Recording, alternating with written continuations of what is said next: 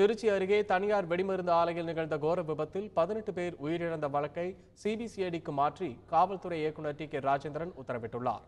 இது தொடர்பான கூடுதல் விவரங்களை தருகிறார் செய்தியாளர் விஜயகோபால். திருச்சி மாவட்டம் உப்புளியபுரம் அருகே முருங்கப்பட்டியில் உள்ள வெற்றிவேல் எக்ஸ்ப்ளோசிவ் என்கின்ற ஒரு தனியார் வெடிமருந்து தொழிற்சாலையில் நேற்று காலை 7 மணி அளவில் நடந்த ஒரு மிக பயங்கரமான வெடி விபத்தில் 18 பேர் இதே இடத்தில் உடல் சிதறி உயிரிழந்தனர். மேலும் இவர்களில் ஒரு 3 பேர் உயிரிழந்திருக்கக்கூடும் என்று இப்பகுதி மக்கள் அச்சப்படுகின்றனர். இந்நிலையில் இந்த வழக்கு தொடர்பாக உப்புளியபுரம் போலீசார் இந்த நிறுவனத்தின் உரிமையாளர் விஜயகண்ணன் உள்ளிட்ட 5 பேர் மீது வழக்கு பதிந்து அவர்களை தேடி வருகின்றனர்.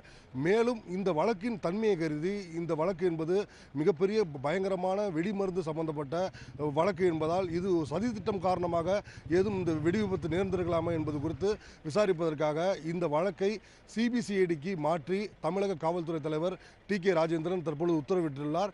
மேலும் தற்போதைய நிலவரப்படி இந்த பகுதியில் மீட்பு பணியானது நேற்று இரவு நிறுத்தப்பட்டது.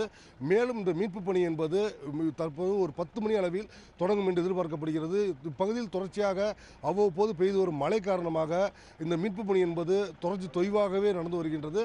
இன்று முழு வீச்சில் இதற்கான மீட்பு பணிகள் நடக்கும் என்று எதிர்பார்க்கலாம். மேலும் இங்குள்ள பொருட்கள் அனைத்தும் மிக பயங்கரமான வேதிப்பொருட்கள், ஒரு மிகப்பெரிய அளவிற்கு விபத்தை ஏற்படுத்தக்கூடிய கெமிக்கல் பொருட்கள் என்பதால் இவற்றை மிகவும் பாதுகாப்பாக அப்புறப்படுத்துவதற்காக சென்னை, சிவகாசி ஆகிய இடங்களிலிருந்து அதற்கான நிபுணர்களை வரவழைக்கப்பட்டுள்ளனர். அவர்கள் அனைவரும் காலை 10 மணி அளவில் வருவார்கள் என்று எதிர்பார்க்கப்படுகிறது. இவர்கள் அனைவரும் இணைந்து காலை 10 மணி அளவில் இங்கு மீட்பு பணியானதும் மேலும் இந்த கெமிக்கல்களை அப்புறப்படுத்தும் பணியானதும் துவங்கும் என்று எதிர்பார்க்கப்படுகிறது.